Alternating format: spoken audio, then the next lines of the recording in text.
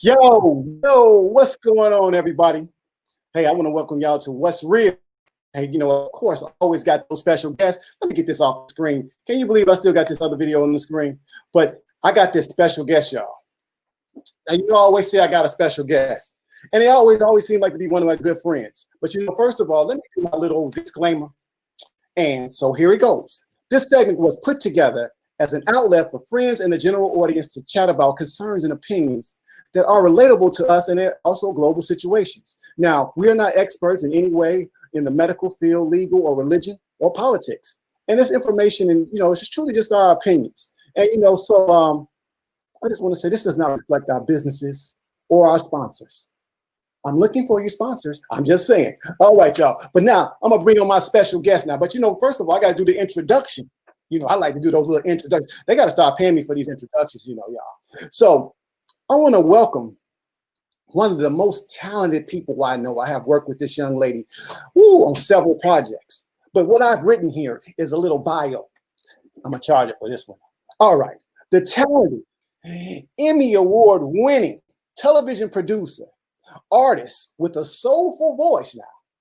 The South Side of Chicago native, has worked on Real Housewives of Atlanta, HGTV, Design Stars, and so many others, but I'm gonna mention this one too. I Want to Work for Diddy, and the list goes on. Y'all, I want to welcome my good friend, Trizana McClendon. Let me bring her in. She is in the back room, about to come to the stage.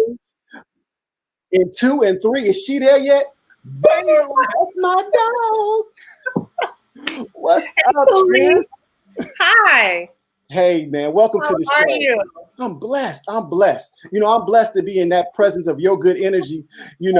We have so much history together, and it's just an honor for you to be on the show. And you know what? It's kind of funny. Before I get into the scripted role of things, of how all this plays out together. They say 6 degrees of separation. Yeah.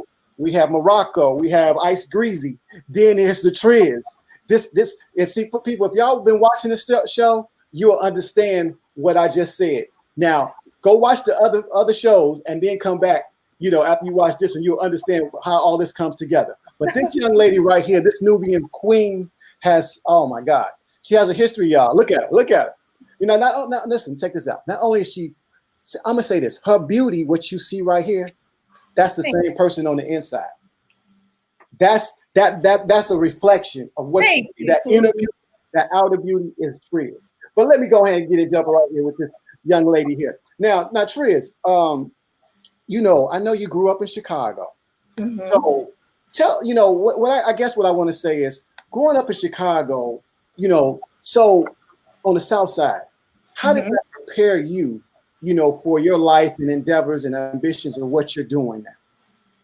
Well, I mean, as most Chicagoans say, Chicago is the greatest city in the world. Okay. And, I grew up in the 70s. So 70s and 80s. I was born in the 70s. So it was a beautiful time. My family was close. I had friends in the neighborhood.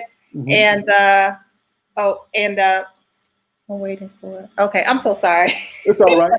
To me, like, I don't see you. So anyway, I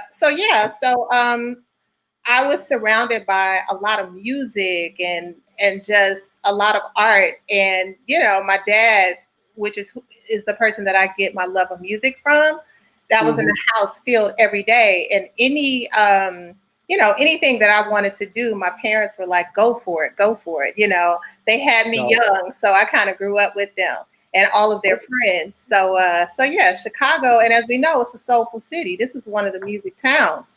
You had Chess Records, you got Donny Hathaway, Minnie Riperton, Shaka Khan. So hearing all those beautiful sounds around me growing up, I couldn't help but, want to test it out myself. Got you. So, I mean, now off the cuff, the music industry, I know you've been in it for a while.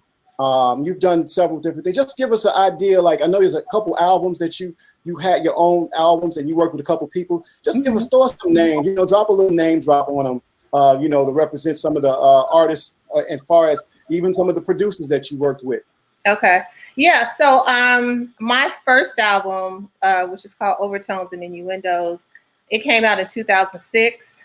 And it was executive produced by Old School Ice Green. Ice cream. And Tina Cunningham. And so, you know, with Greg, funny thing, he and I went to college together. Okay. And later found out that we were related. It's just so crazy. And then, you know, when I decided to start getting into music, this is when Abstract Mind State, his group, he and EP, were they were working on their debut album. And they pulled me in to write a hook for a track that they had gotten from Kanye West. And this is Kanye before he had moved on to go to New York. And, you know, he was already doing big things. And then once he made that leap to New York, we all know history. You know, we already know how that went amazingly. So yeah, so when he saw that I wanted to sing, we just started working on a project. Yeah. At that time, after that, I had moved to New York. So I was going between Chicago and New York recording the album. Got you. So, I mean, so like, how long? I mean, now you did a couple albums, am I correct? Yeah, I did 2 albums. My second album is called New Familiar, and that came out in 2009. I had tracks from like Extreme, a lot of Chicago producers, a good friend of mine named Chris Vega, who lives in Brooklyn. He produced half of my first album. And it was just a beautiful experience.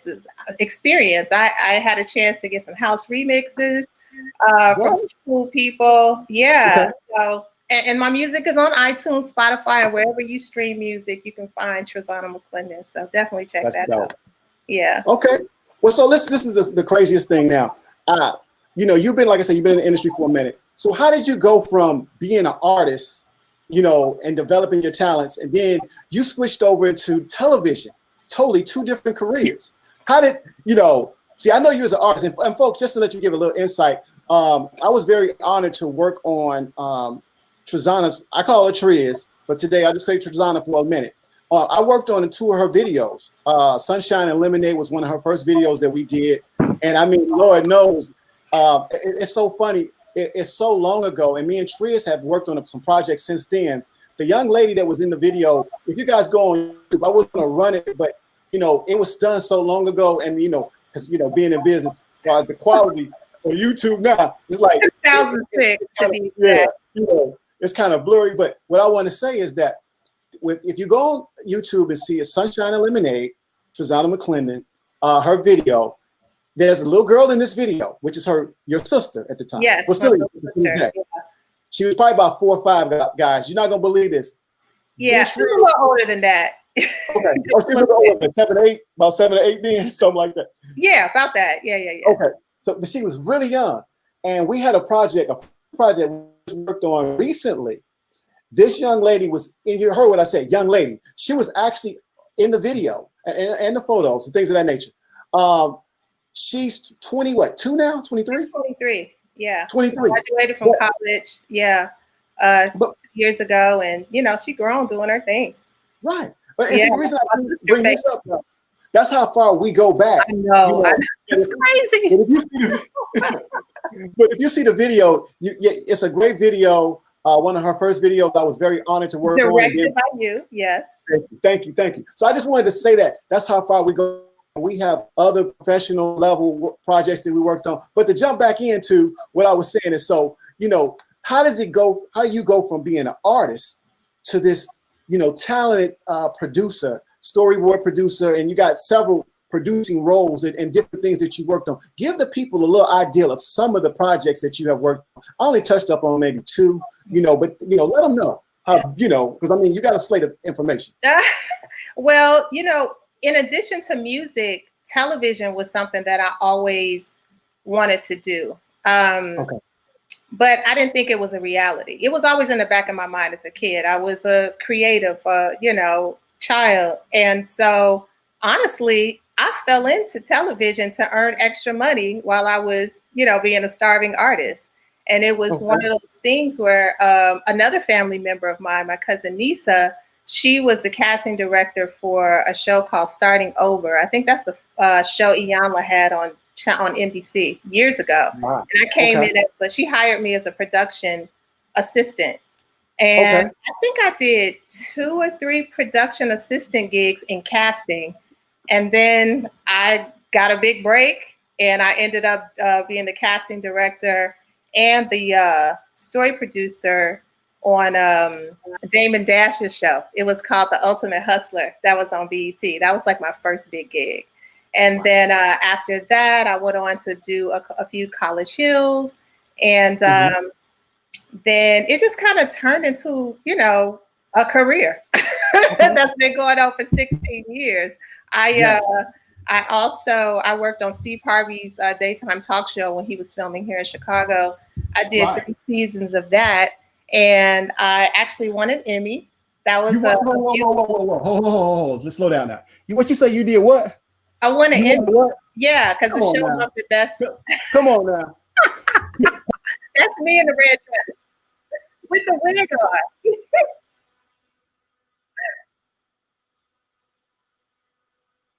Yeah, that's me. Congratulations. That's dope. That's what I'm talking about. See, people, you just never know who you can walk right past. This girl has won an Emmy with Steve Harvey. Now, see, another thing we got in common, because I worked with Steve Harvey. That's such a blessing to be able to share that. And we worked at separate ends. But, you know, I was the photographer and videographer for the neighborhood awards, and then from the other side for the foundation of Steve. And then you worked on the show. You know, this 6 degrees of separation. Yeah, we always connected somehow. Always. Because you actually worked on College Hill for a little bit when College Hill interns filmed in Chicago. Exactly. Yeah. And of course, and you was on it, and you know, and I give praise and thanks because you know sometimes who you know gets you in the door. But you got to be able to do the work too. All right. And that's a good look, and that's what I'm saying. We got a good pass, y'all. But you know, go on there. So you got that Emmy from Steve. That's such a blessing. I love the dress. I love the hair now. Looking good. You know, I was in LA and we were on a step. You know, we won, so I had to make sure that I was representing. I had to. Dope. You know, it was a dream of mine to do, and actually, I had earlier that year I put on my vision board that I wanted to win an Emmy, and it, you know, the universe agreed. And it happened. That's dope. I love it. Good job. Say hi. See, let me let you go full screen with that. Do that again, because one more time.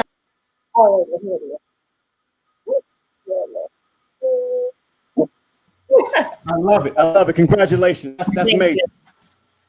Hey, folks, listen, this young lady got so much talent. I mean, again, Triz, let them know about some of the other, we got one more in the bag that we're going to talk about. How was it working with you? How was it working with yourself? Well, you know, he's a perfectionist. He knows what he wants. It was a great learning experience. And another amazing thing about working on that show is that Andre Harrell was a judge on the show. And when I tell you that he, all of his friends says he lights up the room when he comes in, he just had such an amazing, just infectious energy. And, Andre Harrell, rest in peace. But yeah, that was a great experience for me. And actually, on that show, I got the opportunity. I was a challenge producer on the show because it was a competition show. But I got the opportunity to work in post. So that was my first experience in post. And once I went into post production, I never looked back. Like, I love post. I do. The editing side, being able to take all this footage and tie it together and create an amazing story. I love it. Yeah. Well, you know all about post-production because you're an editor. So hey, listen, you know, it's a good thing, being able to share that passion too, because again, people don't understand behind the scenes, it takes a lot of dedication. Also, too, we deal with so much. So I'm gonna say this to the public. See, people think, you know, you see a show it's put together. But an editor is just like a doctor. You know, you're not handed everything that's going to be A-okay. Microscopic surgery. Exactly. We have to really fix things, and to create these shows, it's a lot of work that goes into them. But on a serious note, editors and people, you see the actors. Everybody love the actors. You start appreciating the production, because I guarantee you wouldn't have these great productions if without the actors, but also there's production teams. And see, Triz, being able to be a storyboard producer, just give a little insight about that, because that job in itself speaks volume. Yeah, it's tedious and it takes hours. Like my first season on Harvey, I lived at work. Like I didn't have a social life because one, it was a new show. So anytime a new show, you're trying to figure out what it is and all of that. Right. But as much as I love post-production, but it takes up a lot of your time. It does. But if you're really into it, it's going to be fun. Right. So, and what it is that like if you have an hour show, it's about 42 minutes of programming, minus the commercials. And, you are going through so much footage and you have to tie a story together. Right. And then you hand it on over to the editor so that you put all the bells and whistles and all the graphics and all that beautiful stuff and the music. Right. But it's tedious work. And it can't be done without you. You see what I'm saying? It's because you need someone to grab those scenes to be able to make this show work. Now, editor can do the work, but that's just double work. So yeah, you got so much technical stuff to deal with. You don't have time to really go through all that footage. You need, because it's hours. Exactly. And when you're working on a reality show, you're filming for days, for weeks, sometimes months, and most times months. So imagine filming all day for a couple months. That's a lot of footage to go through. There's a lot that ends up on the editing room floor. Wow. So Triz, tell me this: how what inspired you, and keeps you focused throughout the years, just to stay in this game? It takes a lot. Well, I think I have to keep challenging myself with projects that inspire me. I started out in reality television and then I transitioned into talk show, which was a great experience. And after that, I wanted to tackle the documentary world because I love documentaries. Oh, yes, she does, folks. You know that. I could watch documentaries all the time. So it was something that I always wanted to do. And it's all about timing. One of my really good friends, her name is Renee Blewett, and she's the executive producer of a film that I had the opportunity of working on called She Did That. Stop right there. All right, folks. I want y'all to see something. Hold up. Wait a minute. And here we go. Let me do this. And it goes a little something.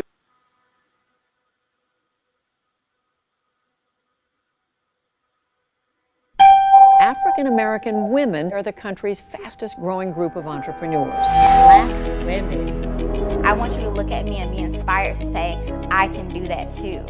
These are the women who are raising the glass ceiling.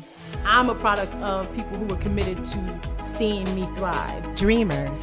Could I have lost everything? Yes. Doers. The superwoman complex is real. Risk takers. I have a master's degree. You're asking me to print out agendas?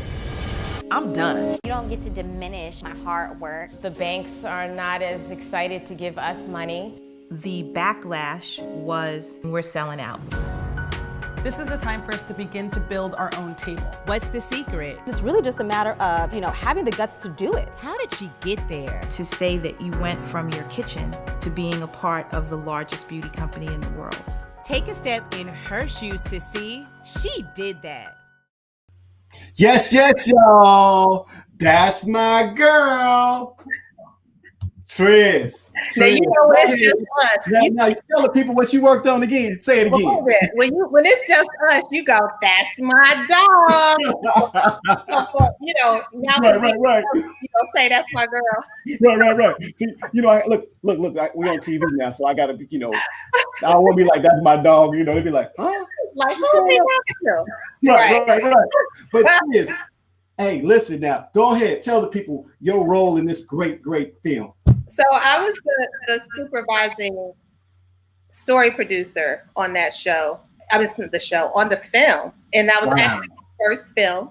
So that was such an amazing experience. I mean, anytime I get to tell a story about Black women and how we navigate through this world in spite of. Right. Malcolm X, said it best, that the Black woman is the most disenfranchised being on the earth. So to be able to tell a story about how we thrive, with little of nothing, was an amazing experience. And Renee, she had a blog called In Her Shoes, and she wanted to take it to the next level. And she felt like the next step was to do a film. And, we've been friends for a long time. And she has a friend who works in television, and she said, hey, I think we should do this. And we did it. And it's been amazing. And it's currently streaming on Netflix. You can see it on Netflix. You can see it on Amazon, iTunes, anywhere there's streaming. You can see it. You can also purchase it, if you want a collective item DVD. I know those are all still out there. Right. Hey, listen, people, you support not just a Black film by creative young ladies. Support it because it's good and it's good information. Because if you could just give a little insight, Triz, just being an entrepreneur as a whole, not just being a minority, but a double minority. Some of the scenes that you guys that were shot, just if you can just give a little insight of, somebody's business that you saw, as they talked about, made you think twice, information that's given in the documentary. Well, there's a lot of information about how much money, Black female business, Black woman-owned businesses are generating. I mean, it's billions of dollars, and most of the businesses have very little staff, and on top of that, getting loans and funding for your business as a Black woman is so hard. And I think because we're talking about it a lot more, and I'll say that this film, has definitely got the word out there. Like we were, when the film came out, we debuted on Netflix. Forbes, did a story. Black Enterprise did a story. So it's catching people's attention. As a matter of fact, the first 2 weeks, the film was trending on Netflix. So that was a blessing. That's dope. And so, that's huge because, there's a lot to choose from on Netflix. Yes. But, it was really important to tell this story. And there's still so many more stories to tell about Black female entrepreneurs. And, I want to be one of the ones to tell it. Right. Talking about this documentary, how did it feel when you got that call, to be able to, be asked to work on this documentary? Because again, like I said, you have a history of great projects that you worked on. But when you said Renee called you, right? Contacted you? Yeah. Yeah. Well, like you and I are close. She and I are close. And when she was thinking about it, we were talking about it. I wasn't on the project then. Initially, I came on as a consulting producer because I was working on other stuff. And as you know, because we talked. Whenever I'm working on a reality show, it consumes all my time. Right. And but the timing was just right. I was finishing Housewives of Atlanta, and it's just like, and another friend of ours, our friend Liz, she was like, "What are you doing? Right. What are you doing? You need to, So it was. It didn't take much, and once I got on board, as a supervising story producer, it was full speed ahead. That's awesome. This is something that I had to sneak in there, folks. Me and Triz, like she said, we go so far back and we keep in contact. And I always known documentaries were her thing. She told me this years ago. And I used to be like, well, documentaries weren't mine at the time anyway. It was more so music videos and just a lot of energy, like stuff just moving, commercials and stuff. They don't make money. Right. She was like, I want to do documentary. I'm like, okay. I said, okay, no problem. You go ahead, you make those documentaries. Now, we kid about it. And so we got thrown in the mix of things. And we thought we was, we kind of thought we might be was going to blow up for real at that present time. I'm laughing beforehand, folks, but you would have had to see it and understand what we're talking about. Oh, God, I know what you're talking about. Do you remember how pumped up we was working on this particular project? I'm not going to mention the artist's name because I didn't give the artist too much clout. Yeah. But, right. Don't mention his name. At the time, we took our money, our equipment, and had a crew of people. It was a mountain. And what was her girl? I had another videographer. I cannot think of her name. I think it was one of your students or something. No. I met her actually on a shoot for BET somewhere. Oh, okay. Matter of fact, I think it might have been a College Hill shoot. She was a PA, and that's how far back this was. So she was a PA. I met her, but she could shoot. We drove down to Springfield, Illinois. I'm gonna speed it up. Put it this way: we shot this artist. This artist was the hottest artist at the time because it was the rap battles that they had on BET. Yeah. It was a Freestyle Friday. Yes. Yeah. Go ahead. Ultimate Ice Gree was managing this artist. Exactly. Dope. Really dope. And so it was like, okay, let's capture his story. Let's get on top of this. Exactly. Because I think he ended up winning. He did win. He won that season. He ended up winning, and then some things turned south, and we didn't finish the project. But it was an experience. We were down in Springfield hustling.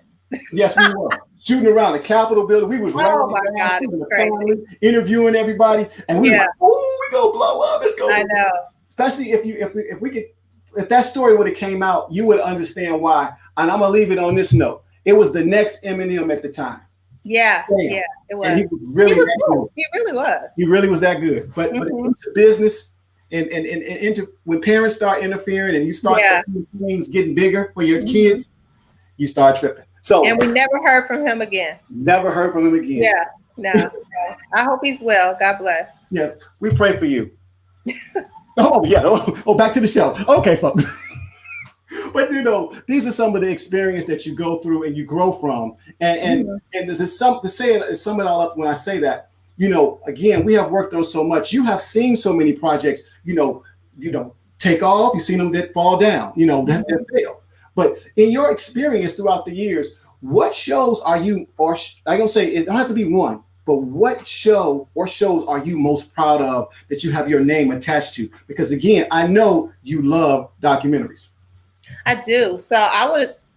Oh, you're saying with the exception of She Did That? Because I'll say we know she. Yeah, that's right. She Did That would be, a project that I'm most proud of because I had more input than I did on, on the reality shows. So I really am proud of that, and there's more of that coming in the future. But I enjoy working on Design Star. I like competition shows. Okay. And I enjoy working on I Want to Work for Diddy. That was cool too. Because I Want to Work for Diddy, I worked in the field and I worked in post. Okay. So I got to see it from, the beginning all the way through the end. So that was pretty dope. Okay. You know what I'm forgetting? So I had the opportunity to work with legendary SWV and Salt and Pepper on a show called Ladies Night. It came out on BET last year. Okay. So that was a great experience because, I grew up loving them. Yeah. That's real hot. That was pretty awesome. I'll say each project that I take on, it just, it takes me to the next one. Right. And, the next thing I want to get into is scripted entertainment. So that's something that I'm working towards. Well, I mean, Triz, you've done so much. It's hard to believe. Honestly, it's hard to believe you haven't done a lot of scripted, productions. I mean, because, when I met you, for the most part, reality TV has consumed you throughout the years. And you have done so much reality TV. What was the guy's name that you show? You did his show too, the one that drove around in the. I think he stole that from me and Gerard. We was riding around doing a little show. At first, it was Cooley and Goose, and we was in the car. The next thing you know, what's that? He's a host right now. He drives around. They sing in the car. The karaoke. Yeah, in the car, dude. That guy. I can't think of his name, but no, I never worked with him. Oh, you never worked on his show? I thought you worked on his show too. Sorry. No. Wrong plug. Sorry about that. He's a talk show host on Channel 2 on CBS. I can't think of his name right now. But I'm trying Carpool Karaoke, I think is the name. Carpool Karaoke. That's exactly what it is. I know I had thought you tapped in with him, but again, I say your slate is still so long. So as you, since we're in this situation right now with the coronavirus and stuff like that. Yeah. I know, you know, you had things in the mix. How do you feel now? And I mean, you know, since, you know, productions are down, since, I mean, like I said, again, is we all had stuff lined up to do, but now it's all on halt, you know, because we can't go nowhere, you know. How does that affect you? Because I mean, being in opposed to being out, how are you taking this all right now? You know, I'm the type of person that whatever's happening, you know, like I try to figure out what can I learn from it. You know, maybe it means, like, honestly, I don't care what nobody think. I feel like the whole COVID thing, we were forced to slow down. Right. Clearly, we weren't doing some things right. You know what I'm saying? And with us slowing down and having to stay home, hell, the air is cleaner. You know, birds are coming back. In Italy, fish came back to the, you know. Right. So I'm looking at it as a way to, you know, focus on those things that I kind of have been procrastinating on. You know, but yeah, it's tough. You know, I know a lot of people that are struggling right now because television is not an essential job like news is, you know. Right.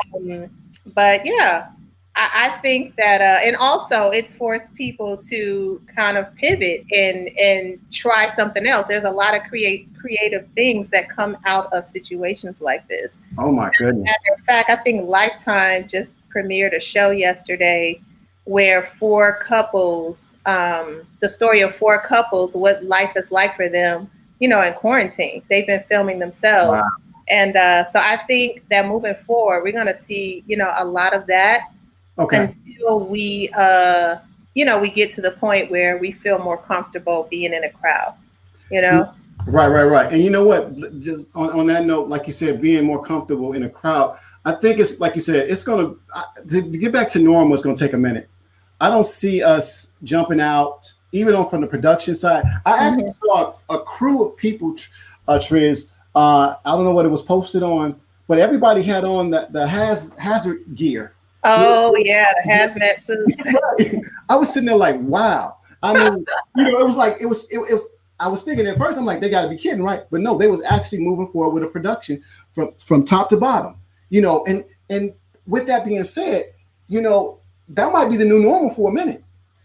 Oh God. Like, you know, when you're working in the field, when you're filming television, you're running and gunning a lot. Right. So you get hot. So to have put all that on. Exactly. Woo, yeah.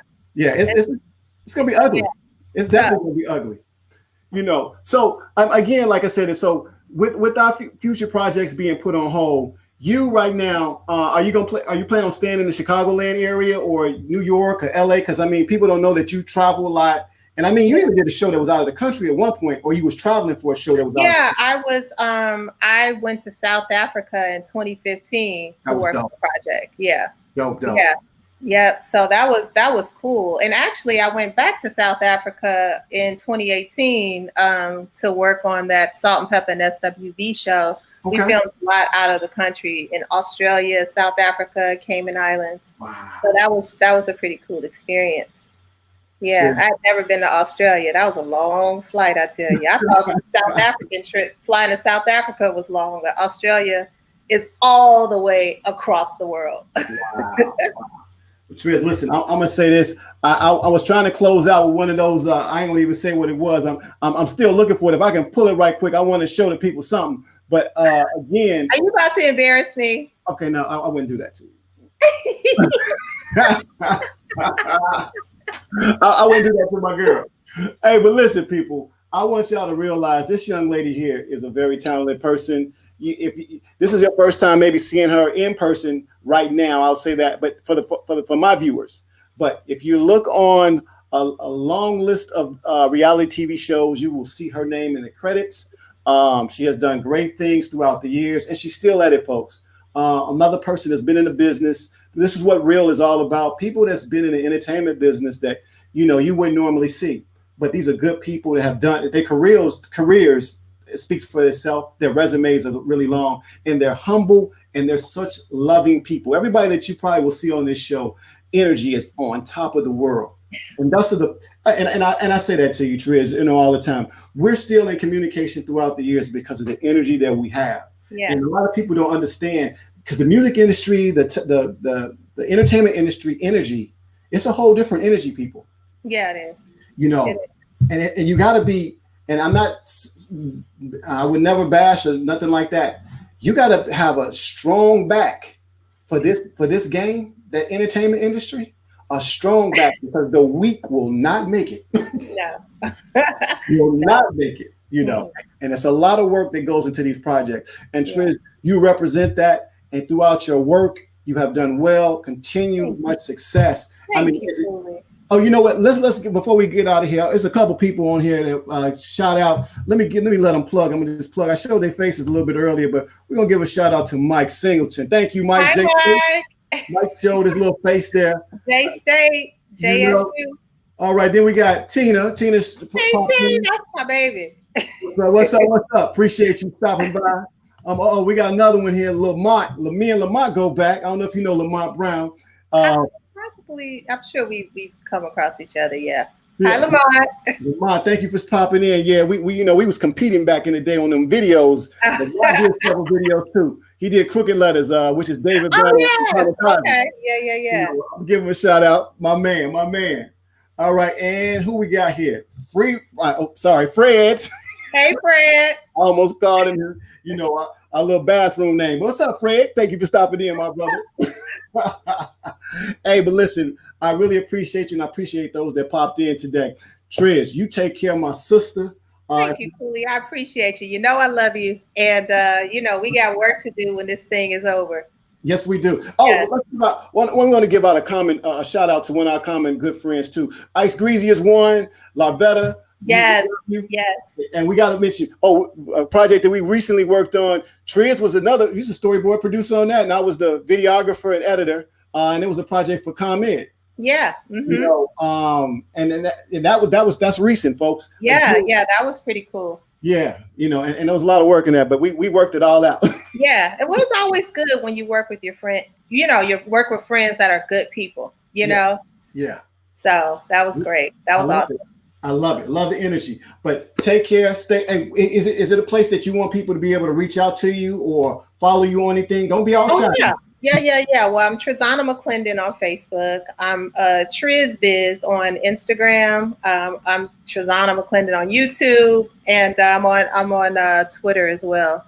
And of course, the music. Listen, music lives forever. So check me out on Spotify, iTunes, and Tidal, all those amazing places. Oh, and I forgot to, since we plugging ourselves, I was blessed to have one of my songs featured in season 1 of Spike Lee's She's Gotta Have It. So episode 6. That's dope. The song Trizana. That's what I'm talking about. Also, tell them where they can get your music again. Tell them where you can find your music at again. Oh, you can find it on, all the streaming services. Spotify, iTunes, Tidal. Yeah. Listen, folks, she got some good music. I'm trying my best to find one of them videos right quick and bring it on in here, but it's hard to find right now. But you know what? Go to YouTube, y'all look up Shatterproof. Trizana laid it down. Good video, and it also has Ice Greasy in it and Morocco Amari. J-State. Yes. You will see him in a younger, youthful hairdo style guy. He's doing big things. I'm so proud of the work that he's doing. Exactly. Yeah. And if y'all didn't see it recently, folks, he was a gentleman that's on 21 Bridges. Stopped Empire. Empire. Mm-hmm. Stopped in to be Triz's leading man. And I think he's also a director. He's an amazing talent. Yeah. He almost not as good as me. I'm getting jealous. Like the whole Cooley show. It's Morocco. No, that's real talk. Good people. Everybody else said once again, when we mention y'all, we mention good people. Hey, Cecilia, thank you for popping in. We have one more person that popped in. I'm gonna show you a little face. What you got there? I will look it up. She said she will look it up, folks. Thank you so much. All right, Triz, she gonna look you up now. Thank you. Triz, we appreciate you. God bless, and thanks for everybody that tuned in to What's Real. Stand tuned for next week. We're gonna have another exciting show with new people, people that's been in the business for a while. And then I'm actually gonna do a senseless plug here. We have a special report, and basically gonna be breaking news. And look for that panel discussion that we're gonna pop in the next week or so. This is outside of What's Real, but it's an exclusive that I have to do with a crowd of people that you need to hear from them. All right, take care once again. Triz, I'm gonna let you go. I'm gonna do my closing out, and that's it. And it's What's Real. My girl, Triz, is in the building. Cooley. Bye, everybody. Thank you. Thank you. God bless. Bye. All right, folks. Thank y'all for tuning in, as always, to What's Real. I'm Waylan Cooley. I'm the host. It's always an honor to interview people that I respect in the game, that have been doing great things for years, and to highlight them. Well, of course, she's already been highlighted, folks, because you know she's won an Emmy. But keep in mind, folks, this is what the show is all about. So take care, God bless, and good night. Every Thursday at 6 p.m. Sometimes we might be running us a little bit behind due to technical difficulties. Because still with working with different softwares and applications and with Facebook, sometimes you run into those problems. But again, we really appreciate y'all for tuning in and taking a minute out of your schedule. This all broadcasts will replay. Look forward to having you tune in next week. And again, as always, What's Real? I guess I got to do my closing and let the credits roll. All right, y'all. Peace. I'm out.